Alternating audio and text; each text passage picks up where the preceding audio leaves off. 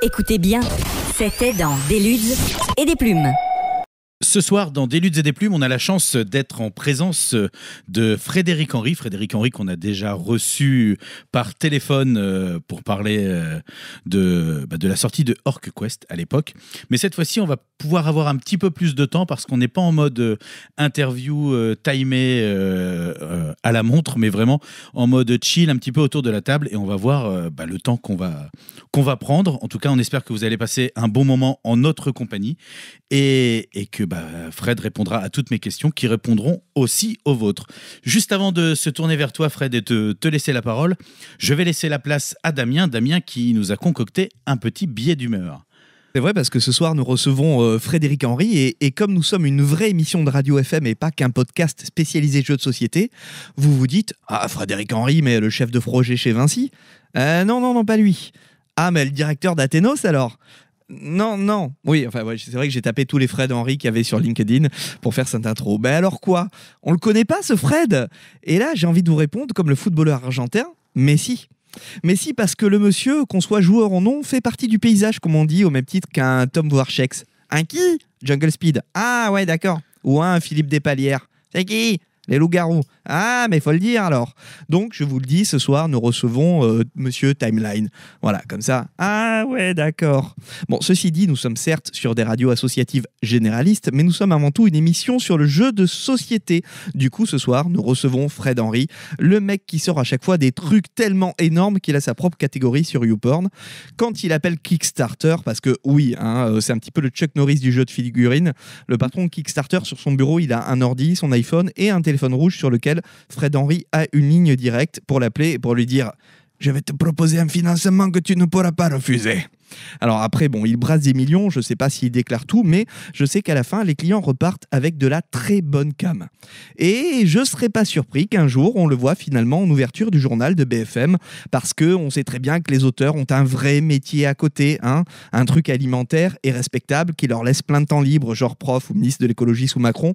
Lui, non. Alors si en plus, il veut me faire croire quand il arrive à en vivre tout en étant auteur, ah voilà, c'est louche quand même. Et puis surtout, voilà que Monolith se met à vendre directement en boutique. Oui, nous a dit ça en interview. Alors ça a l'air honnête.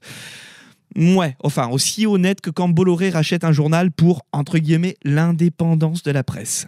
Tiens, d'ailleurs, cet après-midi, il était chez Sortilège à Vannes. Ça m'étonnerait pas que si on ouvre le coffre de sa voiture, on découvre Cédric, le gérant de la boutique, séquestré et qu'on apprenne que dans une semaine, comme par hasard, Monolith rachète la chaîne Sortilège ou le temple du jeu, puisqu'il était hier à Brest. Et ça fait un petit moment que j'ai plus de nouvelles de mon copain Nico qui l'avait invité à présenter le jeu chez eux là-bas pour l'inauguration d'un nouveau bar. Bref, je dis ça, mais d'un autre côté, avec moi, ton secret sera bien gardé parce que d'une part, je suis corse et contractuellement, je sais que je fais des choses pas forcément toujours réglo, mais je ne suis pas une balance. C'est d'ailleurs pas réglo, mais pas une balance. Un petit peu ce qui résume très bien l'histoire brève mais intense des Corses dans le jeu de société. Suivez mon regard jusqu'à la boîte de Double la plus proche.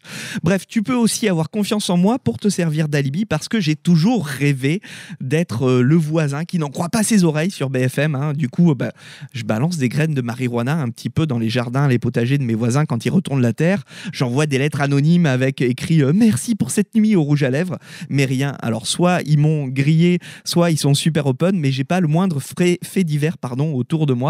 Du coup, si un jour tu veux que je témoigne en mode « Quoi ?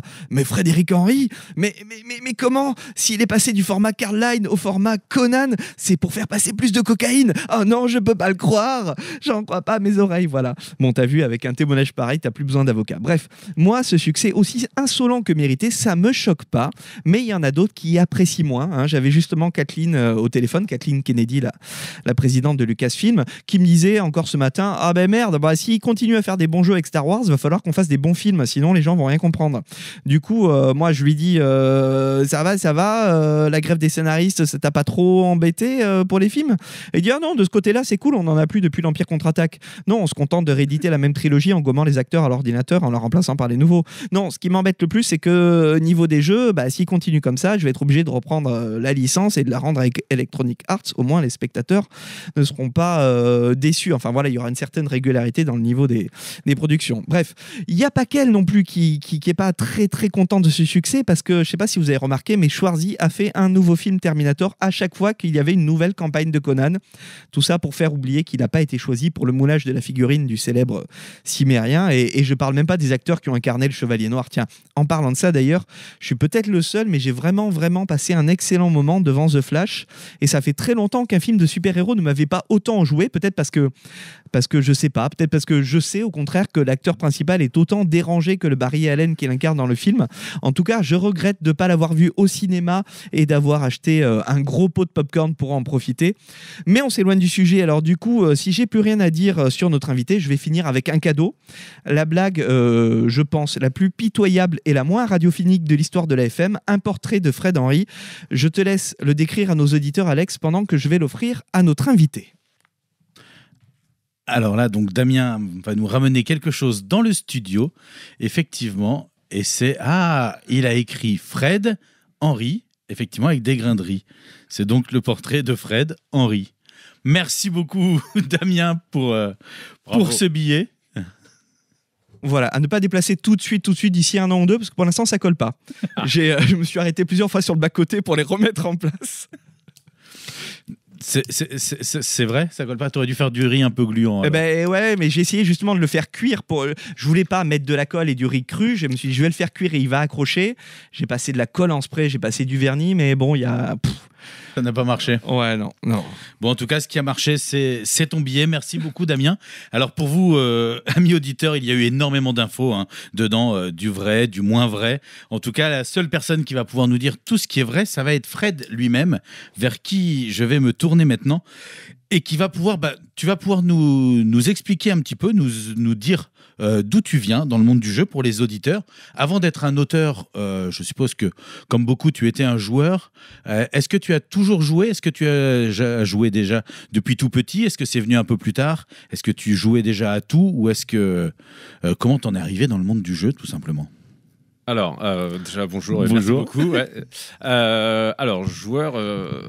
Paradoxalement, je suis assez peu joueur. Enfin, je joue beaucoup au Scrabble, je joue beaucoup au poker, je joue énormément aux jeux de rôle, mais c'est vrai que je suis assez peu joueur de jeux de plateau. Je sais que c'est souvent, ça peut sembler un peu paradoxal, mais c'est le cas. Je suis rentré dans le monde du jeu, moi, via mon association de jeux de rôle. Il y a très très longtemps avec un pote, Guillaume Lossier, avec qui j'ai fait mes premiers jeux. À 12 ans, il nous a fait découvrir le jeu de rôle à moi et mes potes. Dans cet assaut de jeux de rôle, il y avait aussi des jeux de plateau. J'avoue qu'on ne jouait pas beaucoup aux jeux de plateau, on était vraiment très très jeux de rôle, sauf que Guillaume... vers 2000, a commencé, lui, à s'intéresser aux jeux de plateau et à essayer d'en vivre. Il a signé chez Cocktail Games, alors, un petit jeu qui s'appelait Scam Husband. Et ça a pas mal changé la donne parce que ça nous a montré que c'était faisable. En fait, on pouvait être édité. Alors, je me suis intéressé au truc. Je faisais une thèse en statistique et sociologie en même temps. Et j'ai commencé avec Guillaume, donc... à essayer de faire des jeux. Notre premier prototype, c'est un jeu qui est sorti beaucoup plus tard, qui s'appelait Rush and Crush, qui est sorti chez Rackham en 2009, je crois. Jeu de course de voiture futuriste. Jeu de course de voiture, mais qui était... c'était la fin de Rackham déjà, donc il était un peu sous-produit. Enfin, les véhicules ressemblaient à des petits trucs... Ouais, c'était des petits trucs en plastoc qui ressemblaient à pas grand-chose. C'était vraiment minuscule. Mais moi, j'aimais bien le jeu. Le jeu était sympa. Mais bon, en gros, pour la petite histoire, c'est un jeu qui a été hébergé dès 2003 par Régis Bonnecé. Régis Bonnecé qui, plus tard, est devenu le fondateur de Libellude, avec tout le succès qu'on connaît, qui vient de faire un très très gros on l'a eu il n'y a pas longtemps dans l'émission au téléphone pour parler de la sortie de Altered, le jeu de cartes à collectionner. Et qui est passé vraiment à deux doigts en tant qu'auteur, du Spiel, avec un jeu qu'il hébergeait lui aussi à cette époque sur sa plateforme qui s'appelait Marchand d'Empire, qui est devenu Himalaya, sous Tilsit, et qui est redevenu a perdu de 2 voix, je crois, face à Niagara. C'était vraiment très très serré. Enfin, c'est un mec pour qui j'ai beaucoup de respect parce que Il a vraiment réussi tout ce qu'il a entrepris dans le monde du jeu. C'était assez exceptionnel. Mais donc voilà, pour la petite histoire, Rush and Crush a commencé là-bas, on va dire chez Régis, et a fini édité. Entre-temps, moi, j'ai eu d'autres jeux édités par Tilsit. J'avais, avec Guillaume, toujours un jeu qui s'appelait Red Hot Chili Dragon. C'était un tout petit jeu de prise de risque. Un autre qui s'appelait Megamix, qui était une sorte de jeu de rapidité, réflexion rapidité, qui ressemblait peut-être un peu trop à un test de psychométrie. On a eu The Adventurer 1, The Adventurer 2. Là, ça a été très très important, The Adventurer, dans mon parcours, parce que c'est le jeu qui m'a emmené aux États-Unis pour la première fois. Le jeu est découvert en 2007 par David Preti, qui deviendra plus tard directeur éditorial de Cool Mini. C'est comme quoi le monde est vraiment tout petit, et qui était un transfuge de chez Rackham. Ok. Il m'emmène aux États-Unis avec ce jeu pour que je le présente à la Gen Con. Et là, ça a été la plus grosse claque de ma vie, la Gen Con. Et je me suis dit, j'arrête la thèse, je veux faire ça. Je veux être auteur de jeu. Je veux en vivre. Donc, je rentre. J'avais, moi, depuis longtemps, dans les tiroirs, le proto Timeline qui intéressait les 12 singes. Je leur avais présenté. Moi, je l'avais présenté chez Tilsit en 2005. Il avait été refusé parce qu'il y avait deux choses qui étaient problématiques. Ça demandait beaucoup trop d'illustrations pour un jeu dont la durée de vie était très réduite. Or, à l'époque, la durée de vie, c'était vraiment un critère extrêmement important. Donc, il avait été jugé... le risk-reward n'était pas bon à l'époque pour le jeu. Franck Place des 12 singes en 2008, je crois, me recontacte pour me dire qu'il a fait l'acquisition lors d'une liquidation de boîtes en plastique.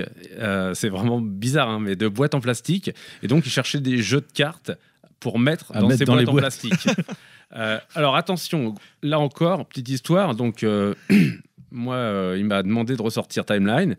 Et en même temps, il est allé voir Boza, qui lui a présenté Anabi, quand même. Donc, finalement, dans ces petites boîtes en plastique, il avait quand même des titres qui étaient derrière assez successful. Sauf que David Preti, entre-temps, ensuite, m'a emmené voir FFG pour la distribution, justement, de The Adventurer, qu'FFG voulait faire Timeline, du coup, en 2009. Et en rentrant, David, qui avait investi chez Asgard avec Erwan Ascoët, a dit non, mais on va le faire plutôt chez Asgard. Et après, on verra si on se fait distribuer ou pas par FFG. Voilà, donc je rentre chez Asgard, on le signe chez Asgard. Après, Asgard a des problèmes. Et en 2012, je crois...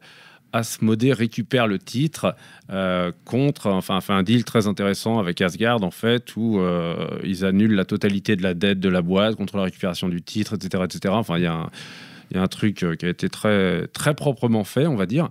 Et c'est comme ça que ce Timeline a atterri chez Asmodée.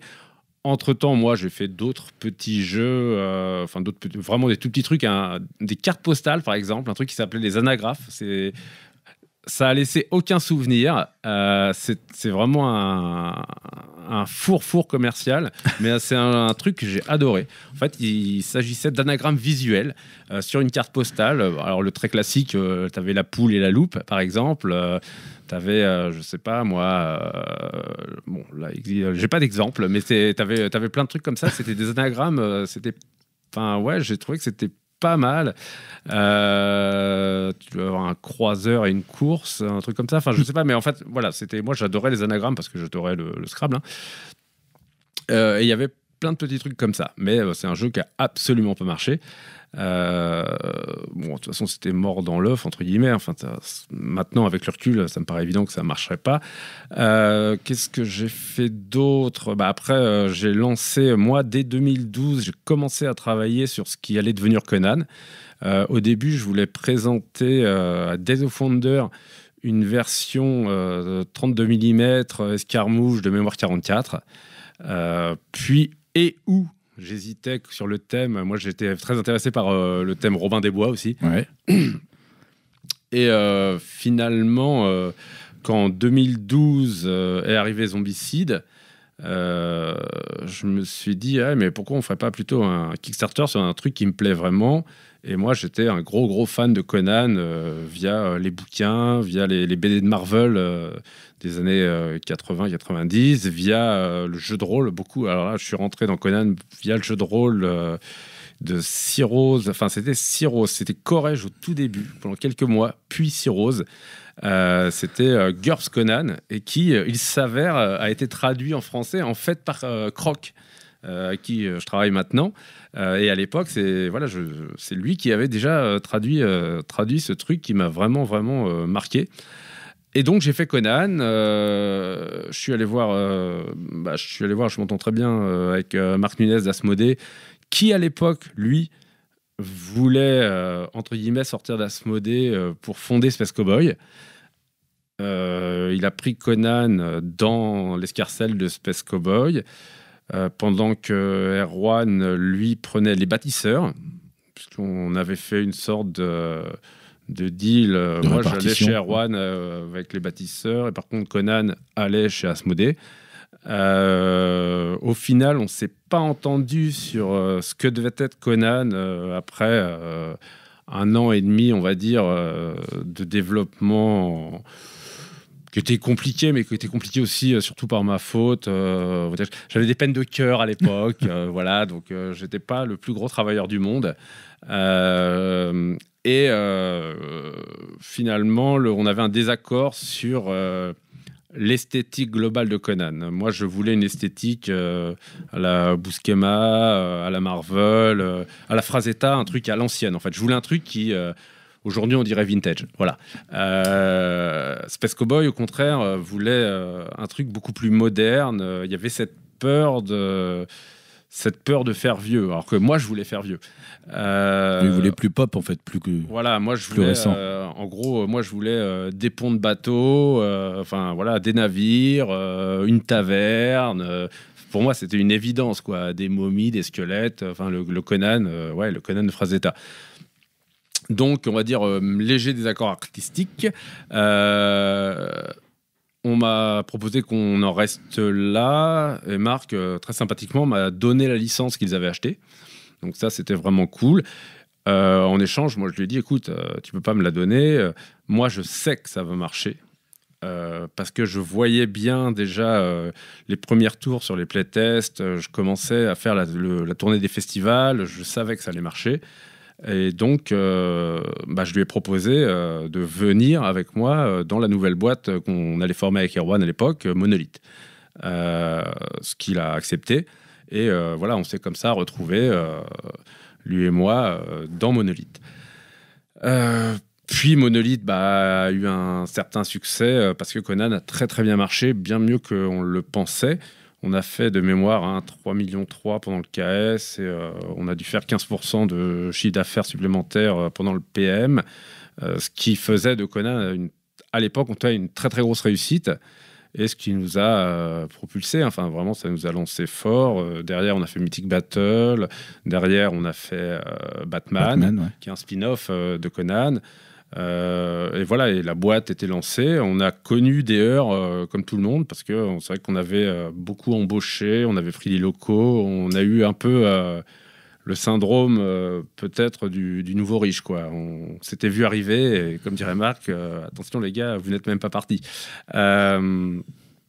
Et donc c'est pas grave, on a assumé. Moi j'ai renfloué la boîte très fortement en fait. Je me souviens notamment, on avait un problème d'argent pour livrer Batman, saison 2. J'ai dû payer, moi, avec mon argent, Philibert, pour livrer toute l'Europe, quoi. C'était vraiment très compliqué. Puis est venu le Covid. Et c'est horrible à dire, mais le Covid, dans le monde du jeu, ça a été 2 années magiques, c'est-à-dire 2 années en termes de chiffre d'affaires et de rentabilité extrêmement forte. C'est des années où le monde du jeu globalement, et Kickstarter, comme le reste du monde du jeu, on a fait plus 30%. Donc là, à ce moment-là, on était complètement sauvés, notamment parce que Mythic Battle Ragnarok a cartonné. Le PM de Mythic Battle Ragnarok était juste incroyable. Juste avant, on faisait Conan. On a fait Conan la 3e saison où on fait 700 000, essentiellement avec du reprint. Hein. On fait 700 000 pendant le PM, pendant la campagne, 1 million pendant le PM. C'était 150% au lieu des 15% habituels. C'était juste... Enfin voilà, et ça, faut pas se mentir, c'est tout à fait... C'est un coup de chance, c'est exogène. C'est lié au fait que pendant le Covid, les gens étaient coincés chez eux, ne dépensaient plus d'argent pour le restaurant, pour le pub, etc., etc. Et donc, commandaient massivement des choses sur Internet. Or, Kickstarter, on est sur de la commande Internet. Donc voilà, nous, c'est vrai que ça a vraiment, vraiment renfloué les caisses. Par contre, ça a généré autre chose aussi. Moi, ça a généré une grosse prise de conscience. C'était le changement de modèle. C'est-à-dire qu'il fallait absolument en finir avec... on fait un Kickstarter et on finira le produit plus tard. Ça, c'était mort. Donc voilà, c'est là qu'est née vraiment l'idée de... On finit le jeu et quand il est prêt, on le lancera sur Kickstarter. Il a fallu des années avant de réussir à... Même en interne, c'était un combat avant de réussir à faire accepter l'idée. Et sauf que là, aujourd'hui, on y est. Et donc, voilà, aujourd'hui, tout est beaucoup plus, on va dire, serein. Parce que on ne lance des projets que lorsqu'ils sont finis. On a eu d'autres aussi, d'autres occasions. On a eu là, on parlait d'Orquest la dernière fois. Bon, je t'avais dit, Orquest, c'était une belle opération pour tout le monde. Ça a été là. Nous, on a récupéré une licence pour pas grand-chose parce que son éditeur initial, Meth Game, ne pouvait plus produire le jeu, n'avait plus les fonds pour produire et shipper le jeu. Donc, nous, on a récupéré le jeu contre la livraison de tous les pledgers. Et la campagne était plutôt... c'est une petite campagne, hein, une campagne à 400 000 de mémoire, mais très, très rentable. Enfin, je crois qu'on a fait 160 000 euros de rentabilité sur 400 000 euros. Donc, c'est vraiment 400 000 euros de chiffre d'affaires hors taxes et hors shipping. Mais donc, à la fin, voilà, c'est quand même... Ça s'est avéré très intéressant. Du coup... Lorsque d'autres éditeurs ont eu des problèmes financiers, on est resté un peu sur, c'est moche à dire, mais on est resté un peu sur ce mode vautour. C'est-à-dire qu'on a racheté pour pas cher, on a racheté chez Mythic Games, par exemple, Solomon Kane pour franchement pas très cher. On a racheté Ragebuster pour pas très cher non plus. Donc voilà, on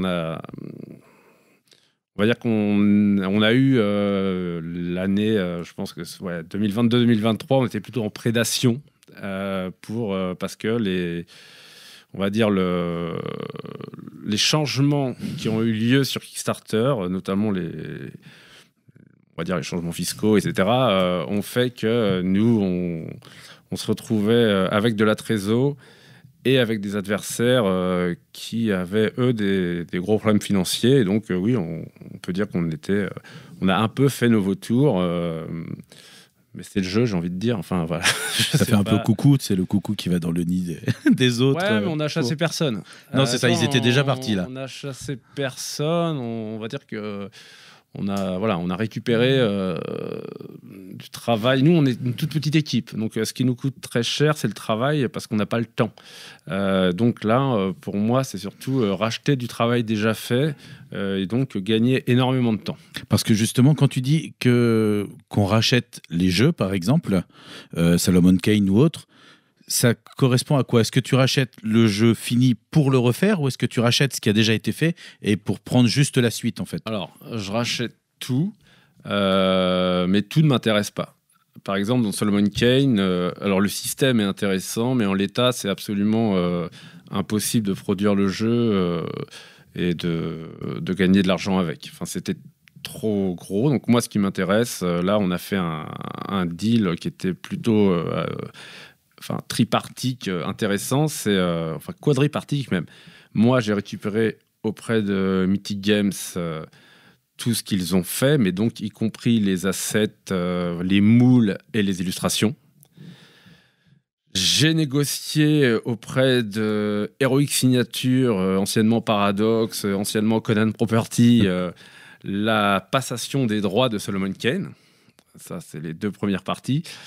Et j'ai négocié avec Sean de Pinnacle Entertainment, le gars qui a fait le système Suede en jeu de rôle et qui notamment avait fait Solomon Kane, on va dire c'est le système de Deadland si tu veux, de rééditer en le dépoussiérant et en l'habillant des assets de Mythic Games la version qu'il avait faite de Solomon Kane, mais avec la toute dernière version de Suede, sur lequel donc il a retravaillé.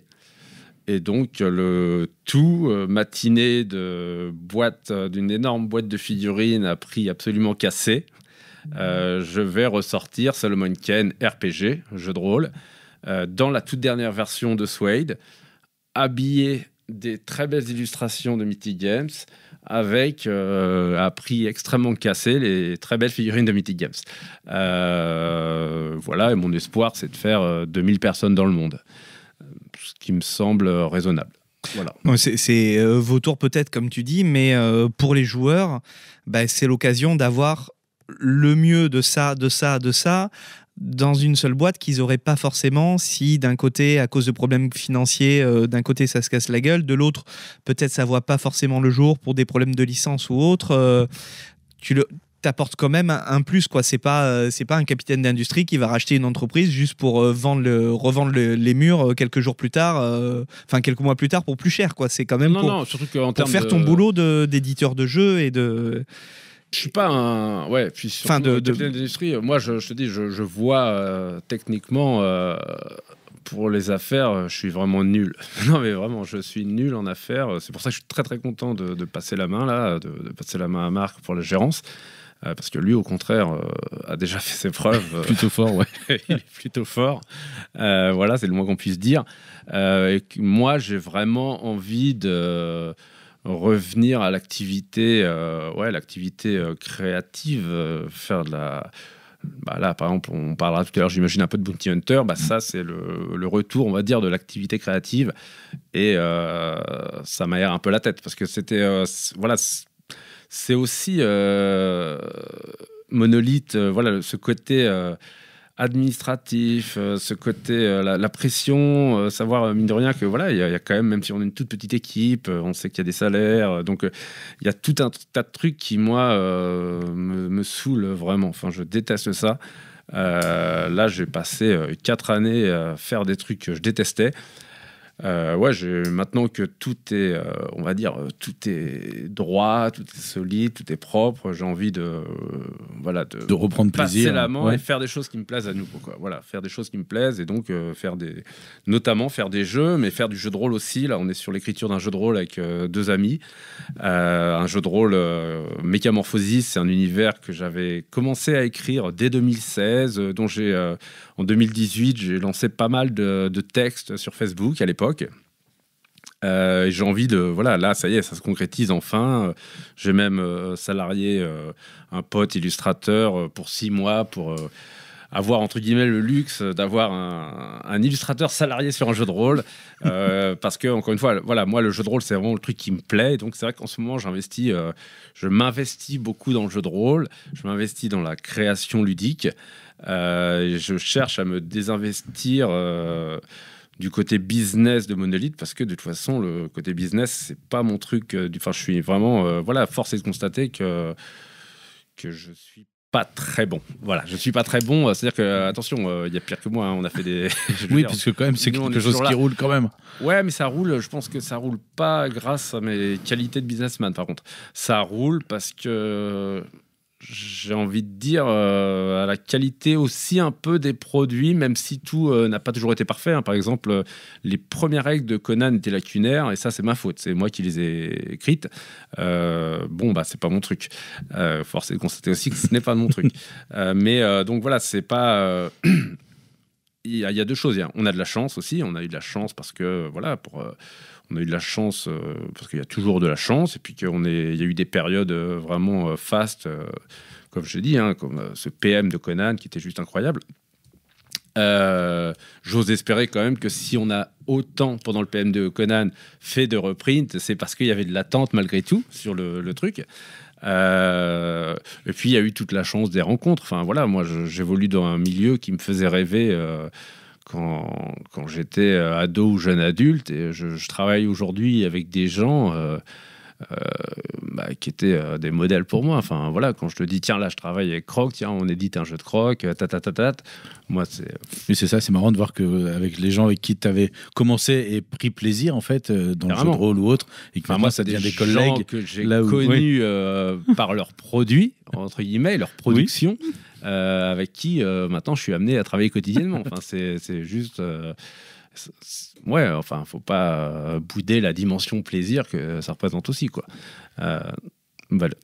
Et alors, tu l'as dit plusieurs fois en parlant de PM. Alors, pour nos auditeurs, ceux qui ne savent pas forcément, PM, c'est un pledge manager. C'est-à-dire que quand on fait un financement... J'ai pas osé poser la question. Il y a que moi. Le PM, c'est le pledge manager. Le pledge manager, en gros, suite à la campagne, c'est le moment où tu vas donner tes informations,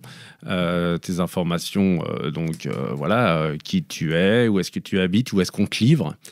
Et pendant ce pledge manager, tu vas pouvoir augmenter ce que tu as acheté, tu vas pouvoir acheter d'autres trucs à côté, tu vas aussi payer ta TVA et tes frais de port. Et donc voilà, mais cette partie, on peut augmenter ce qu'on a déjà commandé. C'est ce que j'appelle le chiffre d'affaires additionnel. Bien sûr. Et c'est vrai que nous, sur Conan, ça a été vraiment, vraiment, vraiment exceptionnel. Ça, c'est des choses donc, qui vous demandent de revoir aussi ce que vous aviez prévu en quantité, tant que les gens ne sont pas définitivement, je dirais... terminer leur commande, quoi. Je veux dire, si oui. Justement ça double comme tu le disais, ça fait revoir. Oui, alors sauf que nous, justement, le PM sert aussi à comment dire.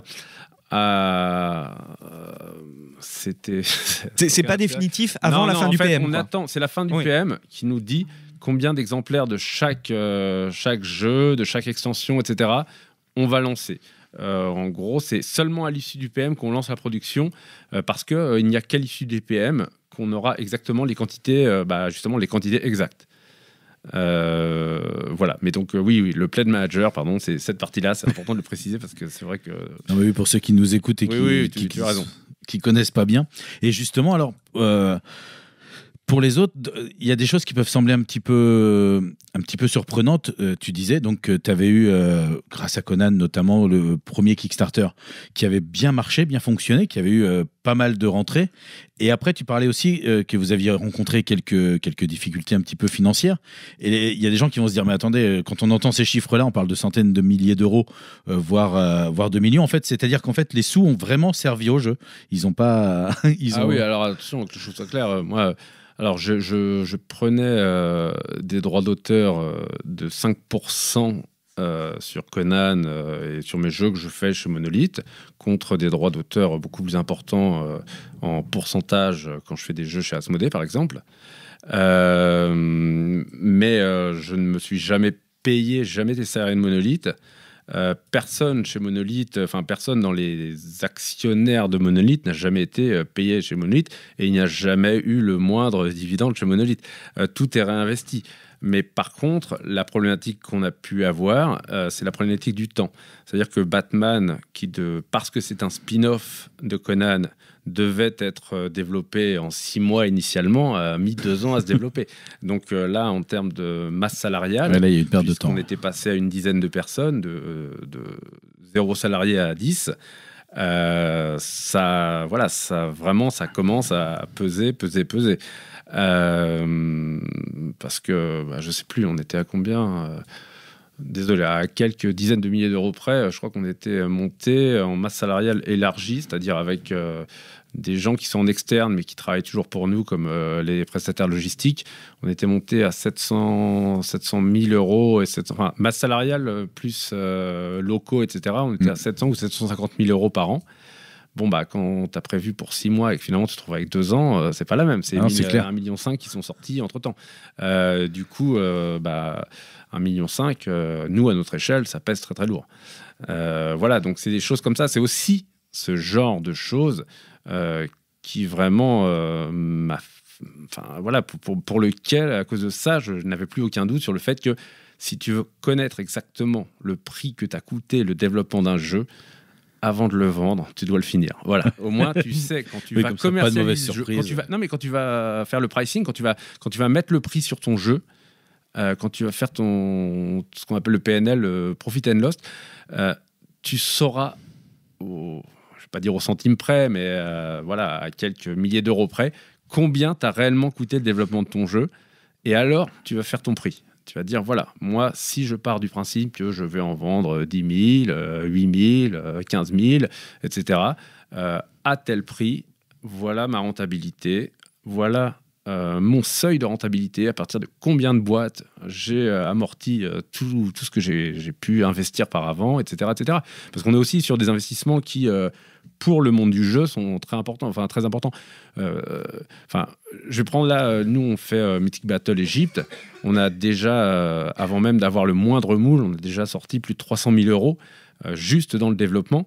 300 000 euros, pour plein d'industries, c'est que dalle. Pour le monde du jeu, c'est beaucoup. Parce qu'on est quand même un monde, ça reste un petit secteur. Si derrière, tu vas avoir peut-être 180 000 euros de moule, etc., etc. Enfin, donc voilà, ça va te permettre de construire un peu, de voir quel est ton seuil de rentabilité. Est-ce qu'il te faut, par exemple, sous 1 million, tu sais que tu gagnes pas d'argent. Sur un truc comme ça, il faut, à partir du premier million, là, peut-être que tu vas commencer à gagner de l'argent. Mais c'est pas... il faut vraiment, vraiment, vraiment faire le distinguo entre le chiffre d'affaires que tout le monde voit et la renta qui peut être... Ouais, parce que c'est ça que les gens ne voient pas. En fait, eux, ils voient juste le prix final en disant ça a rapporté autant. Mais en fait, non, ça n'a pas rapporté autant parce que ça avait déjà coûté avant. Voilà. Ça coûte aussi, parce qu'on ne l'a pas dit, mais on a parlé de Conan, on a parlé de Batman, on va parler de Bounty Hunter qui est dans l'univers de Star Wars. Donc ça doit coûter aussi en termes de licence parce que, mine de rien, c'est pas gratuit d'utiliser ce type d'univers. Là, heureusement, Bounty Hunter, justement, pour passer à Bounty Hunter très rapidement, Bounty Hunter, c'est un jeu que j'ai signé chez Asmodée, pas chez Monolith, parce que chez Monolith, je l'ai signé il y a 3 ans déjà, et il y a 3 ans, Monolith n'allait pas dans le retail. Moi, je ne voulais plus aller en retail. J'étais contrarié parce que Conan en retail, avait été soldé.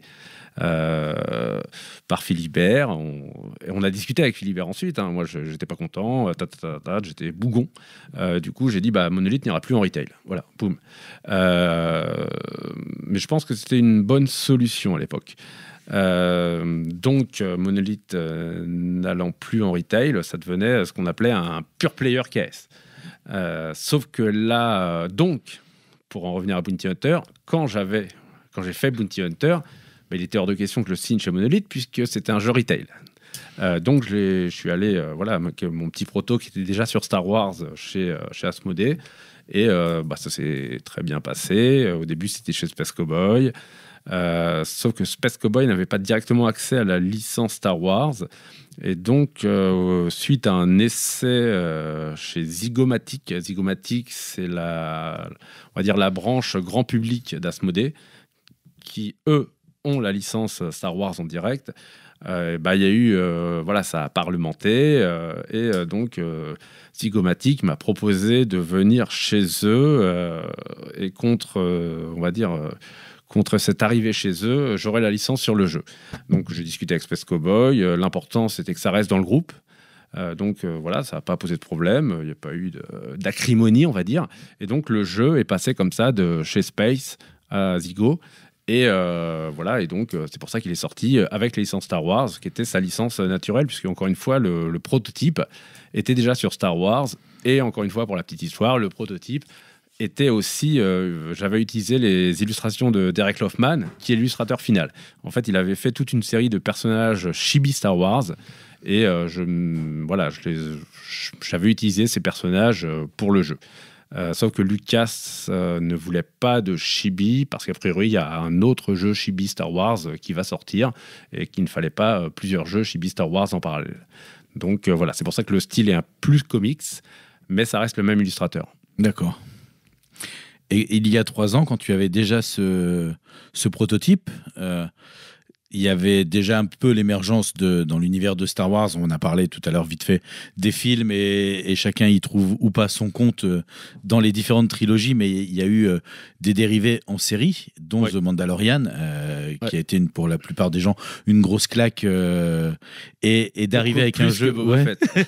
C'est clair, mais d'arriver avec un jeu justement sur l'univers des hunters, des chasseurs de primes. Très bien, parce que quand le jeu, moi j'ai fait le jeu pendant le premier confinement, et quand Mandalorian est sorti, le jeu, j'avais déjà fait le jeu, mais c'était ça, on va dire que ça apportait beaucoup d'eau à mon moulin quand je l'ai présenté, quand il s'agit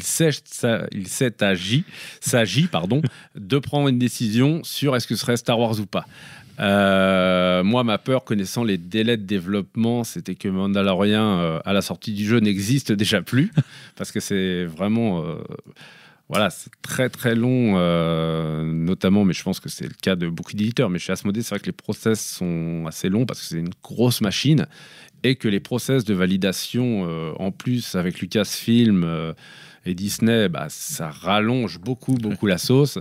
Donc, sachant que c'était qu'il allait avoir deux grosses machines, Asmodée et Lucas, ça risquait d'être très très long, ce qui a été le cas, plus de 3 ans pour développer le jeu, et arriver à une forme commercialisable, c'est-à-dire avec une esthétique validée, etc. C'est long, et donc je pensais que Mandalorian risquait de ne plus exister.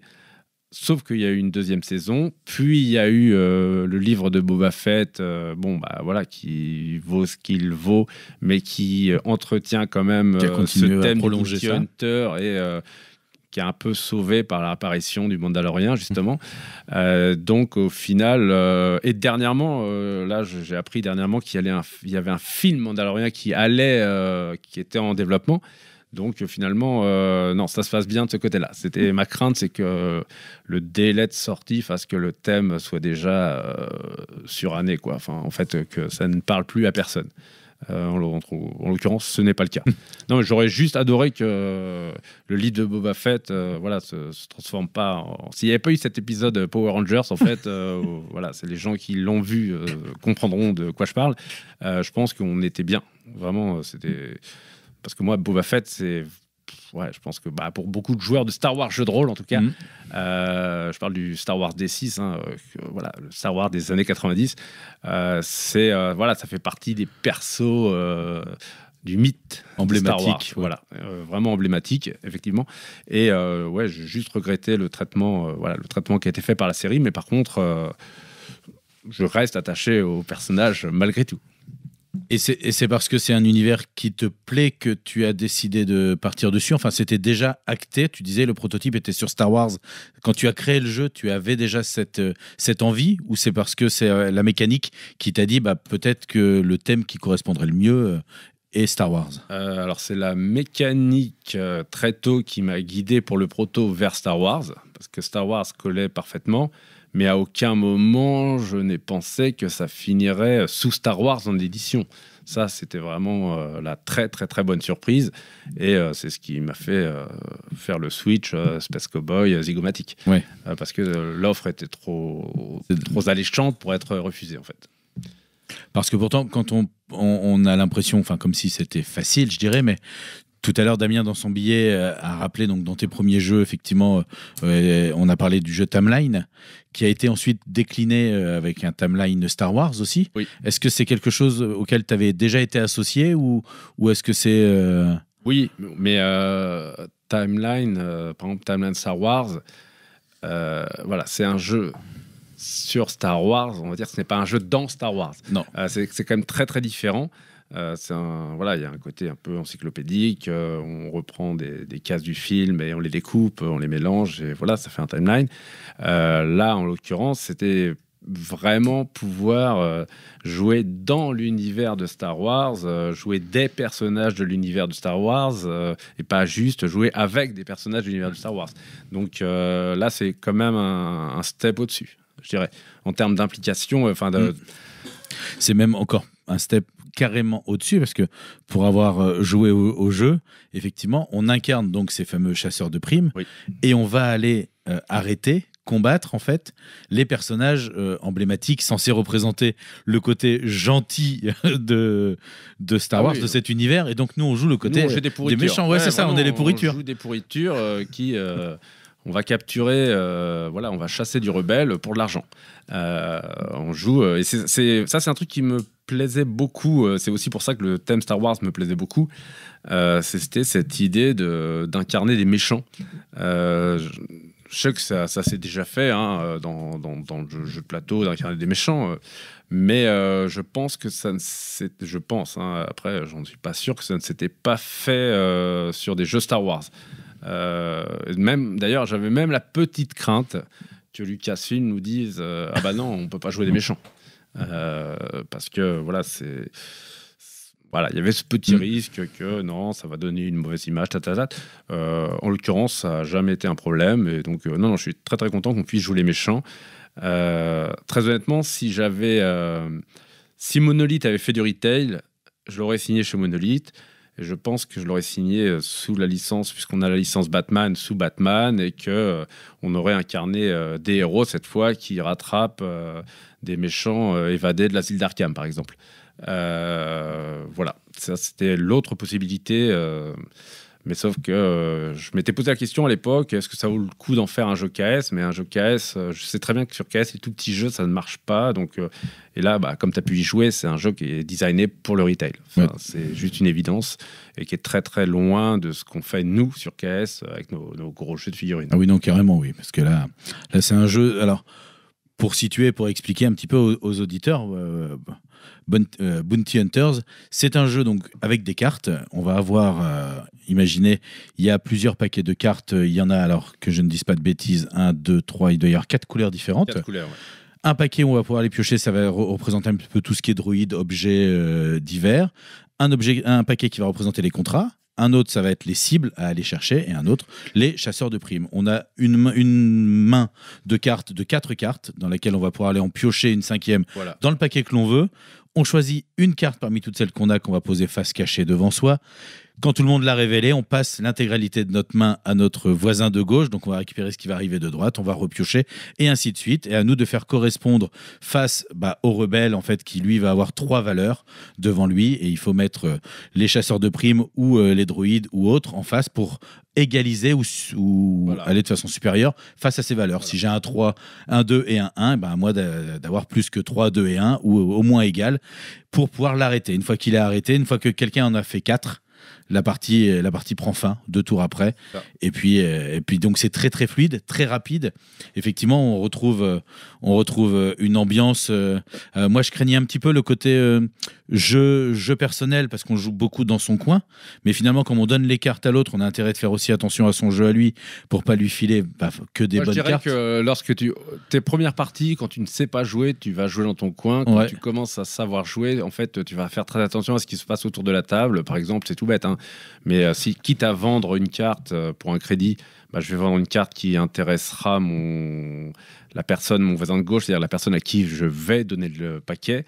Je vais devoir faire très attention à ce que joue mon voisin de droite. Si mon voisin de droite, je sais pas, a pour cible Grogu, a pour cible Han Solo, je ne vais pas, moi, jouer du Grogu, du Han Solo, parce que c'est-à-dire que je ne verrai jamais les cartes cibles Grogu et Han Solo, puisque les cartes contrat, tu ne me les laisseras pas, parce que tu n'as aucun intérêt, en fait, quand elles vont passer par toi, tu vas te les jouer pour toi, ou tu vas les vendre, et dans ce cas, moi, je ne ferai jamais de contrat, et donc tu vas avoir un levier de points supérieur à moi.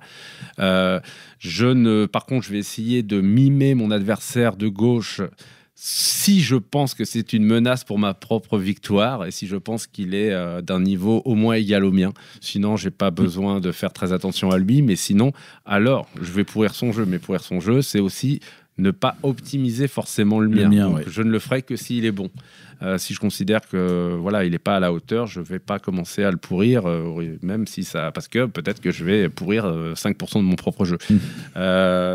Non, il y a beaucoup de choses à faire. Il y a par exemple, alors ça c'est un truc un peu plus mathématique, mais la distribution, aujourd'hui la valeur d'une carte, c'est-à-dire ce que tu gagnes sur une carte est lié à la distribution, la ventilation dans ces 3 compétences.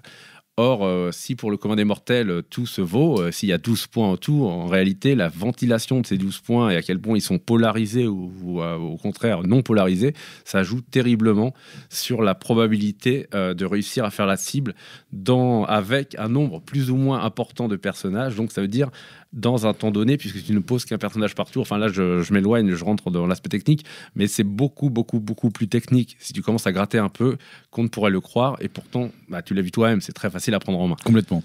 Et justement, alors, si on continue un petit peu, alors tu le disais, Bounty Hunters, un format plutôt retail, forcément, puisque c'est qu'un jeu de cartes. La boîte est beaucoup plus petite, on va la trouver facilement en boutique. Et pourtant, pour ce type de jeu, qui, je ne sais pas combien de personnes il va toucher et à quel prix il va être vendu, mais au niveau investissement, alors on est loin d'un Kickstarter où tu disais on va payer les moules et tout ça, mais tu donnes quand même de ta personne parce que tu as organisé un tour de France, on va dire, pour faire un concours, le tout à tes frais encore, tu voyages partout en voiture, c'est pour ça que tu es là ce soir. Ça, je vais m'expliquer. Voilà, ça, je m'explique parce que... pour faire gagner des boîtes, pour faire gagner il y a un grand prix de 3 000 euros. C'est un problème d'ego, c'est pas un problème... alors voilà, non mais je préfère dire parce que...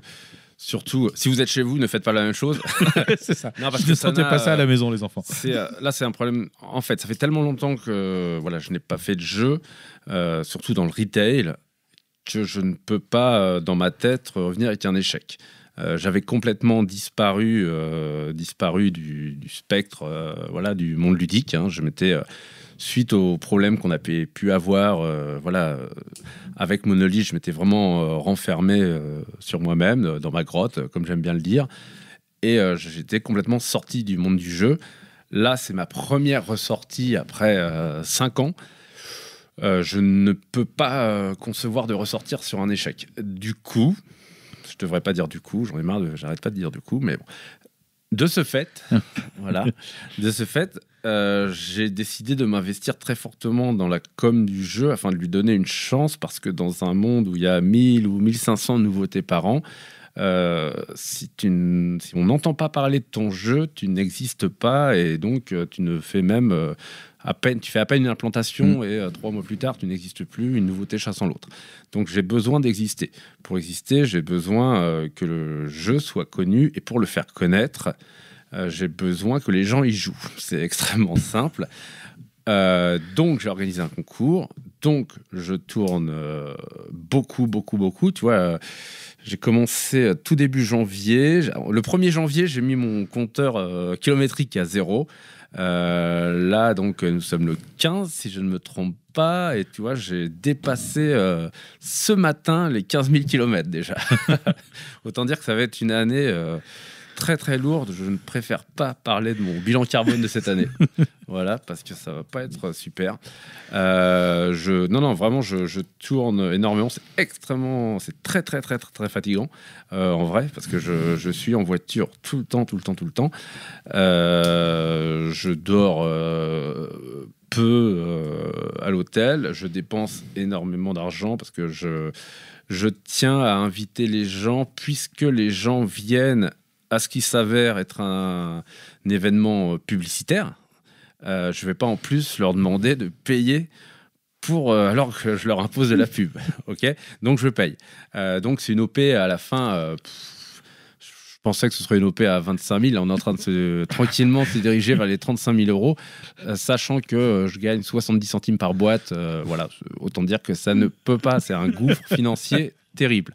Donc c'est pas le problème, il n'est pas là. Le problème, il est vraiment c'est le prix de la sortie de ma grotte, on va dire. De me dire, parce que si jamais je fais un flop terrible 5 ans ou 6 ans après mon dernier jeu, je sais que je vais me dire, laisse tomber, t'es plus là, t'es mort, Fred, t'es nul, ça y est, t'es nul, c'est mort, laisse tomber, t'es has-been. J'ai peur de ça. Donc j'ai vraiment sorti. Là, je mouille la chemise comme jamais. Et pourtant, j'ai déjà fait sur Conan, je l'avais vraiment fait. Sur Bâtisseur, je l'avais fait. Mais là, c'est vraiment c'est plus intense que je ne l'ai jamais fait encore. Et c'est extrêmement coûteux. Donc Là, si les gens se disent Fred veut vendre des boîtes pour gagner de l'argent, là, tu tombes complètement. Hein. Je commencerai peut-être, si le jeu est encore là dans 10 ans, dans 8 ans, à être rentable. Donc ça n'a aucune espèce d'intérêt, vraiment aucune espèce. Non, c'est un concours contre toi-même, là. Mais exactement. En fait, comme j'en plaisante souvent avec Asmodée, mais je pouvais faire autre chose aussi. Hein. Je pouvais acheter mes propres boîtes, ça me coûtait moins cher. C'est vrai. Je peux acheter. Ou alors je dis à Asmodée, bah voilà, là, à prix coûtant, je te rachète tout ça. Hop, les gars, on a fait une implantation à 10 000 boîtes. Super. Et voilà. Et je sais pas, je suis resté chez moi tranquille. Donc non, c'est vraiment c'est un problème. Ouais, c'est un problème dans ma tête. Et qui est. Voilà, il reste 6 semaines. Il faut tenir 6 semaines. Et après, voilà, il reste 8 semaines en tout de tournée et 6 semaines avant la sortie du jeu. Donc, j'enchaîne, mais vraiment, j'enchaîne beaucoup. Et tu disais que à la toute base, tu étais plutôt joueur de jeux de rôle plutôt que de jeux de plateau. Mais toujours, je suis vraiment gros joueur de jeux de rôle encore aujourd'hui. Hein. Là, j'ai fait un break pour la tournée. Sinon, on joue toutes les semaines ou toutes les 2 semaines. Et j'ai différents groupes de jeux, dont un groupe de jeux qui sont des amis d'enfance, et qui on a commencé à jouer. Qui on a commencé à jouer à Elric. Elric, c'est Stormbringer à l'époque, on avait 12 ans. Et la moitié de ses membres de groupe, je les connais depuis le CP. Il y en a je les connais depuis la maternelle. Ensuite, le CP. Et ensuite, le gars que j'ai rencontré le plus récemment, c'était en seconde. Donc voilà. Faut dire que c'est pas tout de suite. C'est clair. C'est pas récent. Et quand on est joueur de plateau, on va dire, sur le tard ou un peu plus tard, toi, tu disais que tu avais pris plaisir parce que tu as créé des jeux, donc tu as pris plaisir à créer tes jeux. C'est pas la même on chose, prend plaisir à les faire tourner, à essayer, que ce soit les protos et autres. Et après, au bout d'un moment, est-ce qu'on prend toujours autant de plaisir? Parce que là, ton jeu Bounty Hunters, par exemple, tu y as joué, tu le fais tourner, tu le fais jouer à plein de gens. Moi, j'adore. Je sais pas si j'adorais aussi jouer à Conan. J'adorais faire jouer à Conan. Et moi, je continue à adorer. J'ai bien plus de 200 parties maintenant au compteur. Et je continue à jouer pour gagner. Et j'aime gagner aussi parce que c'est une façon de montrer que derrière l'apparente simplicité du jeu, les choses sont beaucoup moins aléatoires qu'on pourrait le croire. Je me fais un point d'honneur si je ne suis pas premier d'être au moins deuxième. Franchement. Non, mais c'est vraiment, j'aime beaucoup y jouer. Là, tu me proposes une partie, je vais te dire oui tout de suite. Enfin, je cherche. Enfin, c'est une des compensations, on va dire, de la tournée, c'est que je joue beaucoup.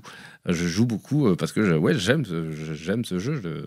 C'est peut-être que c'est encore égocentrique ou je ne sais quoi, mais j'aime ce jeu. Ouais, vraiment. Et t'aimes toujours jouer aussi à tes anciens jeux, si tu devais les ressortir? On a parlé de les Temples, Rush and Crush, tous les premiers. Je rejoue très peu. Je joue. Si on me propose une partie, je dirais. Alors ça dépend. Conan, oui. Par exemple, Conan, moi je reste beaucoup attaché, très attaché à Conan. Temple de Tchak, par exemple, ou Pyramide d'Horus, non, ça fait vraiment des années que je n'y ai pas joué. Je regrette amèrement de ne pas avoir gardé les droits. J'ai revendu à Cool Mini les droits parce que les droits étaient séparés. Guillaume, à ce moment-là, avait besoin d'argent, donc on a revendu les droits. J'aurais préféré les garder. Là, je sais que Cool Mini va sortir les 2 premiers opus accompagnés d'un 3e, d'un nouveau. J'aurais aimé le faire, moi, maintenant, avec Monolith. Parce que je trouve que là, pour le coup, c'était un bon getaway un bon pont entre justement un jeu qui a sa place sur Kickstarter et aussi en boutique. Ouais. Et ce type de jeu est assez rare quand même, de jeu qui vraiment a sa place sur les 2 plateformes, enfin sur une plateforme classique qui est le retail et sur la plateforme le crowdfunding, quoi. Parce que justement, sur le crowdfunding, souvent participatif, les gens y vont parce qu'on sait qu'il va y avoir un jeu, une boîte, avec sûrement, plus il y a de gens qui vont s'y intéresser, il va y avoir des stretch goals, donc des bonus de débloquer, donc des nouvelles boîtes, des nouvelles figurines, des nouvelles façons de jouer ou autres. Et sur ce type de jeux qui sont plus voués au retail, si on les fait en participatif, en fait, est-ce qu'on peut quand même y inclure des stretch goals ou est-ce qu'on propose quelque chose de complet, d'unique? Tu disais que toi, tu aimais bien proposer des jeux déjà finis. Là, en l'occurrence, ouais, c'est vrai que ça aurait été un peu chelou. Il y aurait eu sûrement des personnages exclusifs, enfin, des choses très cosmétiques. C'est aussi le problème des jeux, je pense, qui sont destinés aussi au retail.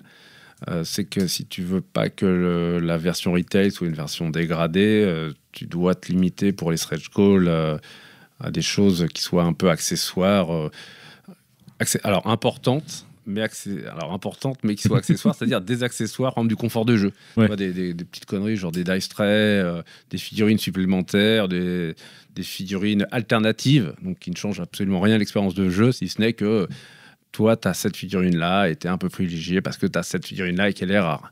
Mais l'expérience de jeu, elle reste la même.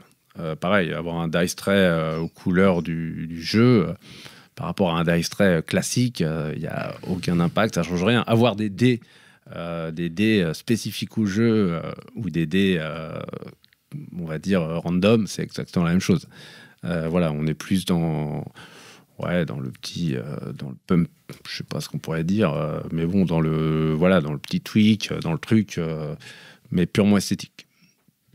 Si on enlève le côté, je dirais, exceptionnel de cette tournée, tu disais en nombre de kilomètres, en temps, en énergie investie, mais est-ce que tu appréhendes de la même manière la partie promo d'un jeu sur participatif ou d'un jeu qui va sortir en boutique, dans le sens où il y a quand même, au bout d'un moment, une partie où la boutique doit aussi faire son travail si tu veux que le jeu soit mis en avant. Donc ça t'appartient plus, cette partie-là, alors que le participatif, c'est toi jusqu'au bout, quoi. Enfin, toi, Monolith, jusqu'au bout. Alors, oui. Alors là où justement, je vois bien que c'est un problème d'ego. Si, par exemple, je ne suis pas l'auteur du jeu, ce qui est le cas pour Mythic Battle, j'ai beaucoup moins de stress à sa réussite ou à son échec. Entre guillemets, voilà, la campagne ne sera qu'une histoire d'argent, mais ça ne va pas m'empêcher de dormir. C'est très très différent sur Bounty Hunter puisque j'en suis l'auteur. Là, j'ai besoin que ça marche parce que c'est une validation du public. Ça va conditionner la façon dont je me vois moi-même. Et comme j'ai déjà fait pas mal de... Voilà, j'ai eu des réussites, mais j'ai eu aussi beaucoup d'échecs. J'aimerais bien avoir plus de réussites que d'échecs. Et surtout quand je m'en donne vraiment les moyens, échouer alors que je m'en suis vraiment donné les moyens et que tout était aligné, ça va me saouler, vraiment. Donc, quelque part, en redevenant créateur de jeu plutôt que patron de Monolith, tu te rajoutes du plaisir, certes, mais du stress aussi par rapport à un boulot que tu n'estimais moins bien alors, fait. On va dire un patron de Monolith, ça voudrait dire que tu vas mesurer ta réussite à ta rentabilité, chiffre d'affaires, mais plutôt à ta rentabilité. Le côté créateur, tu vas plutôt mesurer ta réussite à l'accueil du jeu. Et donc, moi, c'est vrai que là, en ce moment, je suis un peu monomaniaque là-dessus. J'ai besoin que le public soit là, j'ai besoin que dire... puis attention, c'est aussi dire, même par rapport à Asmodée, leur dire... Vous voyez, j'étais planqué dans ma grotte et tout là, mais vous n'avez pas misé sur le mauvais cheval. Enfin, vous avez eu raison de me faire confiance. Voilà, exactement. C'est parce que attention, la pression elle est aussi là. Enfin, les mecs ils te confient quand même une licence qui est chez eux leur plus grosse licence après Pokémon. Enfin, c'est Star Wars. Le droit d'entrée il est colossal. Le nombre de jeux que tu peux faire dans l'année est limité. C'est-à-dire que là tu vas prendre un slot. Pour ce jeu-là, ils m'ont mis en KNR en plus. Ce qu'ils appellent KNR chez Asmodée, c'est les Key New Release, donc mondialement les sorties clés. J'ai pas envie qu'ils se disent mais qu'est-ce qu'on a fait, merde, on est con ou quoi. Donc non, c'est l'enjeu, il est quand même il est important parce que c'est vis-à-vis d'Asmodée, c'est important, vis-à-vis de la façon dont Asmodée va me voir et vis-à-vis de la façon dont moi je vais me voir. Donc ça me fait flipper, ça me fait. Mais sincèrement, je crois vraiment au jeu. Par contre, si je ne croyais pas vraiment au jeu, je le ferais pas. Je le ferais pas. C'est parce que je crois vraiment au jeu que je me dis que ça vaut le coup de mouiller la chemise là 6 mois pour que le jeu, que je n'ai pas de regrets par la suite. Mais oui, là, en ce moment, j'arrête pas. Regarde, même ma caisse, là, j'ai 6000 bornes de retard sur la vidange de la caisse. Je ne trouve pas 48 heures pour faire la vidange. Je ne les ai pas. Non, mais tu vois, alors il y a des trucs moins drôles. Non, mais c'est pas grave. Mais tu vois, j'ai eu j'étais malade en décembre. On m'a fait un scanner, j'avais une pneumonie, on m'a fait un scanner des poumons. On m'a trouvé un adénome sur une glande surrénale. Bon, c'est pas, dans la plupart des cas, c'est pas très grave. Ça arrive beaucoup. C'était en décembre. J'ai tout un tas d'examens à faire. J'ai pas eu le temps de les faire encore. T'imagines ? Là, j'ai un rendez-vous pneumo le 19. Non, parce que le 19, je serai à Saint-Jean-de-Royan. Donc, j'irai pas à mon rendez-vous pneumo pour voir comment est-ce que la pneumonie n'a rien laissé dans les poumons. Tu vois, c'est pareil. Donc, non, mais là, tu vois, je me rends compte parce qu'on est le soir, on est fatigué et tout. Je dis des trucs, mais c'est pas très sain non plus, tu vois. Je veux dire, je devrais faire toutes mes analyses de l'adénome. Je devrais faire, tu vois, des analyses de cortisol pour voir si, voilà, comment est-ce que l'adénome appuie ou pas sur la glande surrénale. Est-ce qu'il est cancérigène ou pas ? Je devrais faire, voilà, je devrais faire ma vidange parce que là, je suis en train de flinguer la caisse, mais je ne peux pas parce que je suis focus sur cette tournée. Ce que je veux te dire par là, c'est te dire la pression que ça me met. Ouais, si ça échoue, c'est compliqué. Parce que je pense que n'importe qui normalement constitué, il va plutôt déjà aller faire ses examens. Tu vois, ça me paraît juste sain, en fait. Donc oui, non, c'est pas une question d'argent, c'est pas normal. Voilà, c'est pas normal. Mais par contre, je ne peux pas ne pas le faire. Si tu veux, c'est une obsession. Voilà, c'est clairement une obsession, ouais. Un jeu dans lequel, de toute façon, on peut faire ce que l'on veut parce qu'on va créer son propre personnage, c'est le jeu de rôle. On en a parlé tout à l'heure. Toi qui es un grand joueur de jeux de rôle et qui aime ça, Monolith a sorti, en plus de ses sorties boutiques qui vont arriver, de ses Kickstarter, a sorti ses propres jeux de rôle, puisque tu as sorti le jeu de rôle Batman. Tu parlais du jeu de rôle Solomon Kane aussi, qui devrait arriver avec la boîte. Est-ce que ça aussi, c'était une envie dès le début de sortir tes propres jeux de rôle parce que tu étais joueur de jeux de rôle ou ça s'est fait au fur et à mesure des rencontres ? Alors, moi, j'ai toujours eu envie de faire du jeu de rôle. Voilà, j'avais écrit, voilà, avec chacun dans mon groupe avait écrit son jeu de rôle. C'était toujours une évidence. Après, je ne pensais pas qu'on pourrait éditer du jeu de rôle et être rentable avec l'édition de jeu de rôle. Ce qui a changé, encore une fois, là, c'est l'époque. C'est-à-dire que la montée, la grande remontée en force du marché du jeu de rôle, qui est complètement drivé par Donjons & Dragons, ça a vraiment changé la donne. C'est-à-dire que aujourd'hui, produire 1000 ou 2000 exemplaires d'un jeu, c'est devenu possible. Je pense que c'était quasi réalisable il y a 10 ans, quoi. C'était très compliqué. Enfin, je vais prendre Batman. Batman, c'est 6000 exemplaires. Jamais j'aurais imaginé faire 6000 exemplaires il y a 10 ans d'un jeu de rôle. Même Batman. Enfin, même avec une licence comme Batman. Donc ça, voilà, ce qui a changé, enfin, là où la donne a changé, c'est que derrière, tu peux avoir un modèle économique réaliste, ce qui n'était pas le cas il y a 10-15 ans en tout cas. Et là, on peut dire merci, mine de rien, au fait que, notamment, je pense, il y a les actuels plays, mais il y a aussi, on va avec Stranger Things, enfin, il y a les plateformes, enfin, les gens qui ont grandi, notamment avec le jeu de rôle, sont arrivés aujourd'hui, et je pense que c'est pour ça, à des positions de pouvoir dans l'entertainment. Et du coup, voilà, ce qui leur plaît, c'est-à-dire ceux avec quoi ils ont grandi, ça se sointe aussi dans ce qui est produit dans les productions aujourd'hui de ces grandes plateformes, notamment. Et je pense que voilà, c'est pour ça, en fait, le jeu de rôle a le vent en poupe, parce que les pratiquants du jeu de rôle aujourd'hui sont à des postes de pouvoir. Et est-ce que du coup, en plus de ceux qu'on a nommés, là, que ce soit Batman ou Solomon Kane, est-ce qu'il y a d'autres projets en cours ou d'autres projets qui pourraient voir le jour chez Monolith au niveau jeu de rôle ? Du travail en cours ou du travail en perspective ? Moi, il y a le jeu de rôle de Fall que je veux voir édité chez Monolith. On est d'accord là-dessus. Faut qu'on avance, en fait. Il faut qu'on trouve les gens qui qui vont travailler autour de Fall aussi, parce qu'un jeu de rôle, c'est vraiment très, très, très chronophage. Et surtout, Fall a beaucoup d'idées et que du coup, ça va générer beaucoup de contenu.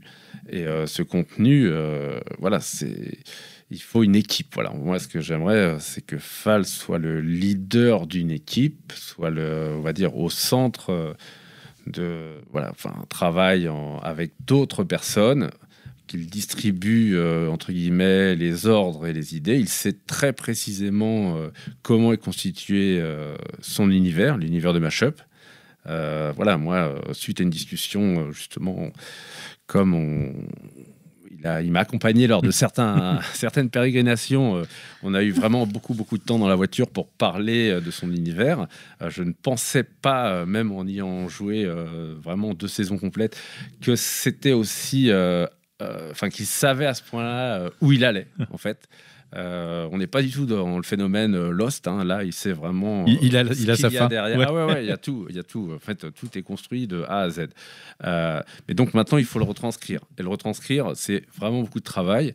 Et donc là, on va dire le challenge, c'est de construire cette équipe autour de Fall pour qu'on puisse transformer ce bouillonnement d'idées en un produit physique.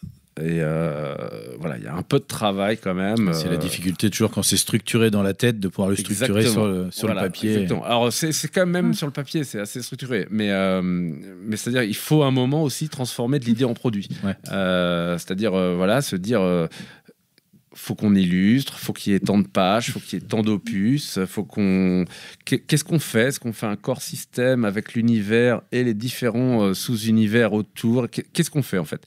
Et ça, c'est vraiment lui qui a la réponse. Moi, ma proposition, c'est de l'aider, c'est-à-dire en mettre à son service des gens rémunérés pour cela. Après, je ne veux pas, moi, empiéter sur son travail. D'accord. Voilà. Parce que c'est pas quelqu'un dont, il est très spécial, Fall, et tu peux pas empiéter sur son travail. De toute façon. C'est vrai que c'est un univers particulier, le jeu de rôle, où on peut avoir quelque chose de terminé, d'abouti, de construit, mais qui reste uniquement dans la tête d'une personne, de son créateur. Est-ce que, à ton avis, toi qui connais pas mal cet univers, c'est quoi la proportion de très bons jeux de rôle, mais qui sont pas édités, qui sont encore que dans la tête des gens ? Est-ce que c'est quoi ? C'est vraiment ce qu'on a en magasin, c'est la face immergée de l'iceberg et il y a tout plein de choses dessous. Est-ce qu'il y a... Très difficile de répondre parce que là, en fait, c'est un ressenti que je vais te donner. C'est pas une réalité statistique. Je pense que moi, tu parles d'iceberg. Oui, je pense que c'est un iceberg parce que si tu regardes le nombre de jeux de rôle amateurs qui existent réellement et qui ne sont même pas sur des plateformes de téléchargement, hein, je veux dire, je vois que dans mes différents groupes, encore une fois, on est plein à avoir écrit nos propres jeux qui ne seront jamais édités. Est-ce que ça veut dire que seuls les meilleurs sont édités ? Je ne sais pas, je ne pense pas. Je dirais que sont édités ceux qui sont allés au bout du process éditorial. Après, clairement, il y a de très, très, très, très bons jeux qui sont édités. Enfin, moi, j'en ai déjà parlé, mais j'ai eu un coup de cœur dernièrement pour Alien. Enfin, pour moi, c'est, dans les 4-5 dernières années, un des meilleurs jeux qui a été édité, à mon sens, que ce soit au niveau du système ou plutôt de l'aspect systémique qu'il y a entre le système, l'univers, son esthétique. Voilà, je trouve que tout se répond parfaitement dans ce jeu. C'est mon gros coup de cœur, c'est Alien. Après, il y a beaucoup d'autres jeux de très très grande qualité qui sont sortis. Mais oui, je pense qu'il y a... pour répondre à ta question, mais je ne suis pas sûr que ça réponde exactement à ta question. En tout cas, je pense qu'il y a énormément de pépites rôlistiques dans les armoires encore. Voilà. Mais après, il y a cette question du fond et de la forme. C'est-à-dire transformer le fond, donner une forme au fond. Et ça, c'est un travail éditorial et c'est encore autre chose que créer un jeu de rôle. C'est bah oui, je sais que le terme est moche, mais c'est de transformer en produit. Oui. C'est le réifier, voilà, dirait Marx. On le réifie, on le chosifie. Et justement, est-ce que au niveau produit, comme tu disais. On l'a dit, il y a beaucoup de gens qui créent leur propre jeu de rôle, qui créent leur façon de faire. On va pas dire qu'il y a un joueur de jeu de rôle à côté, mais tout le monde prend un univers ou l'adapte un peu à sa sauce. Est-ce que du coup, quand on est déjà joueur de jeu de rôle, est-ce qu'on a l'appétence, en fait, est-ce qu'on a envie d'aller vers un nouvel univers ou vers des nouvelles sorties ? Ou est-ce qu'on se complaît dans ce qu'on connaît déjà en se disant, de toute façon, je suis capable de tout transformer ou de tout imaginer moi-même ? Alors, je sais pas. Je pense. Alors, il y a beaucoup de jeux de rôle qui sortent. Malgré tout, je pense que pour le moment, en tout cas, les joueurs de jeux de rôle sont moins consommateurs que les joueurs de jeux de plateau. C'est-à-dire que les joueurs de jeux de plateau passent très, très, très, très vite d'un jeu à un autre.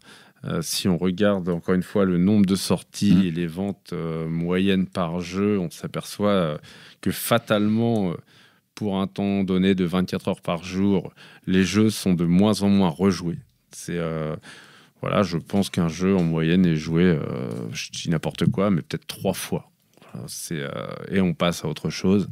Sachant que, encore une fois, c'est vraiment une approche en termes de moyenne, qu'il y a des jeux comme Double qui sont joués des centaines de fois et beaucoup de jeux qui sont joués une fois, on l'essaye et puis on passe à autre chose, on n'y retournera jamais. Voilà, ça c'est, on va dire, la disparité derrière la moyenne. Maintenant, par contre, la moyenne, ça c'est une certitude, compte tenu, encore une fois, tout simplement du nombre de ventes, du nombre de titres et du nombre de ventes globales par rapport au temps donné qui, lui, c'est la seule donnée qui n'évolue pas. C'est 24 heures dans une journée. Tu peux dire que je pense pas que les gens jouent plus qu'il y a 5 ans. Enfin, si tu consacres, je dis n'importe quoi, 4 heures ou 6 heures, 8 heures dans ta semaine à jouer, bon, bah voilà, c'est sous ces 8 heures, tu vas jouer à tant de jeux. Maintenant, peut-être qu'avant, tu jouais à tant de jeux différents. Maintenant, tu joues à tant de jeux différents, mais ce temps, il est un peu plus petit. Temps en TNT. Qu'il sera de plus en plus petit et qu'on se dirige tout doucement vers des jeux jetables. D'ailleurs, c'est autre réflexion. Derrière cette notion de jeu jetable, c'était un truc, j'en parlais tout à l'heure sur les tout débuts de Timeline, c'est un truc qui était juste inenvisageable. Aujourd'hui, tu as des jeux, dont notamment des très très bons jeux, comme Unlock, qui sont des jeux que tu ne joues qu'une fois. Ça fait partie de l'expérience de jeu qu'on te vend, tu le sais en l'achetant et tu l'achètes quand même. C'était absolument impensable, encore une fois, il y a 15 ans. C'était un no-go total. Aujourd'hui, c'est pas un problème, et tu vois, à travers notamment la notion de legacy, ça fait même, voilà, on te vend même une expérience de jeu dans le fait de ne pas rejouer. C'est quand même un changement de paradigme très très important et qui n'est possible que parce que ça s'accompagne d'une baisse de la rejouabilité, enfin pas de la rejouabilité, mais du nombre d'itérations que tu fais d'un même jeu. Pour conclure un petit peu notre rencontre, si on devait synthétiser tout ça, la question qu'on posait à notre tout début et qu'on va être amené à reposer un petit peu plus à nos invités, toi, Fred Henry, à quoi tu joues ? C'est-à-dire que si tu dois en ressortir 15 ou si tu dois ton jeu de prédilection ou celui que facilement tu ne pourrais pas dire non. Alors, ça va être un jeu de lettres, ça va être le Jarnac, par exemple, mais ça pourrait être le Scrabble. Voilà, ça, je ne dirais pas non. Et sinon, ça va être n'importe quel univers de jeu de rôle à la Cthulhu. Cthulhu, j'adore, enfin, mon Cthulhu, ou du cyberpunk, ou là, maintenant, Alien. Voilà. Si je peux répondre avec des jeux de rôle, je réponds avec des jeux de rôle. Tu peux. Si c'est à quoi tu joues. Jeu de plateau, je veux te dire Jarnac, voilà. Jarnac ou Scrabble. Jarnac, car tu l'avais déjà dit quand on s'était rencontrés à Finistère de Jeu il y a quelques années en arrière que tu étais un... Moi, c'est vraiment, c'est un de mes échecs, c'est pas un très gros échec, mais je voulais racheter le Jarnac à BlackRock pour l'éditer. Il s'avère que, 1, BlackRock n'est pas vendeur, que 2, on est dans des... Voilà, ce serait une danseuse, quoi. C'est pas un truc qui peut... c'est pas un big seller. Enfin, voilà, tu vas faire tes 2-3 000 exemplaires par an, plutôt 2000, je pense, en réalité, maintenant. Et puis, c'est tout. Mais je trouve que c'est le jeu de lettres en termes d'intérêt ludique, parce que c'est purement un jeu de permutation, le plus riche que je connaisse à titre perso. Voilà. Parfait. Merci beaucoup à toi d'avoir accepté de venir dans les studios répondre à nos questions et de nous avoir aiguillé, expliqué tout ça. Et on vous donne rendez-vous à vous, amis auditeurs, autour d'une table de jeu. Et là, à arriver dans les étals, hein, puisque c'est le dernier dont on parle en ce moment, c'est Bounty Hunters. Voilà, n'ayez pas peur. Si vous aimez la licence Star Wars, vous y trouverez votre compte. Si vous n'aimez pas Star Wars, eh bien, on peut y jouer très très bien. La mécanique de jeu, vous ne serez pas perdu. Quoi qu'il en soit, je vous invite à le découvrir parce qu'effectivement, une petite boîte, mais avec beaucoup de plaisir dedans. J'ai une toute petite question. On va dire que là, le temps d'arriver à cette fin d'interview, le jeu est déjà sorti en boutique. Tu as terminé tes 8 semaines qui restent encore de promo. Où est-ce que tu es là? Où est-ce que tu t'imagines au bout de 8 semaines? Est-ce que tu es chez Feu Vert pour faire ta vidange enfin? Est-ce que tu es les doigts de pied en éventail ou juste sous la douche pour faire redescendre la pression? Ouais, j'aimerais dans mon lit. Je dirais. Non, vraiment dans mon lit. Je pense que j'aimerais bien prendre 2 semaines vraiment à rien faire. Téléphone coupé, injoignable. Juste pas téléphone coupé, mais vraiment posé.